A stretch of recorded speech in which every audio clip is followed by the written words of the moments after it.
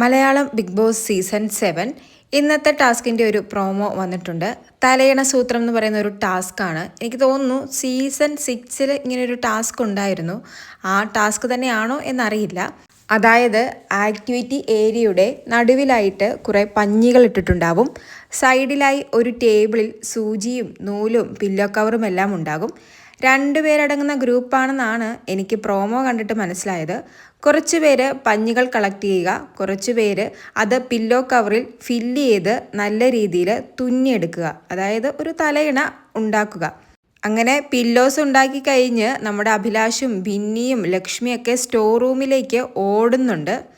ആദ്യം പില്ലോ ഉണ്ടാക്കി സ്റ്റോർ റൂമിൽ വെക്കുന്നവരാണോ വിജയ് എന്നറിയില്ല. എന്തായാലും എല്ലാവരും സ്റ്റോർ റൂമിലേക്കാണ് ഓടുന്നത്. സ്റ്റോർ റൂമിൻ്റെ വാതിൽ തുറക്കുമ്പോൾ ലക്ഷ്മി ഞെട്ടിത്തെരിച്ചൊക്കെ നിൽക്കുന്നുണ്ട്. 2 പേര് സ്റ്റോർ റൂമിൽ നിൽപ്പുണ്ട്. ആ സമയത്ത് ആരായിരിക്കും അതിഥികൾ എന്നറിയില്ല.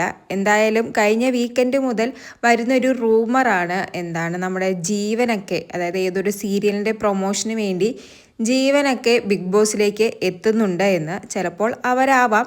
എന്തായാലും നമ്മുടെ ലക്ഷ്മി ഞെട്ടിത്തെരിച്ച് നിൽക്കുന്നു. പിന്നെ പുറകെ ജിഷിൻ, ബിന്നി, അഭിലാഷൊക്കെ വരുന്നുണ്ട്. ഇനി അവരുടെ ഇൻട്രോയ്ക്ക് വേണ്ടി നടത്തിയ ഒരു നോർമൽ ഗെയിമാണോ ഇത് എന്നറിയില്ല.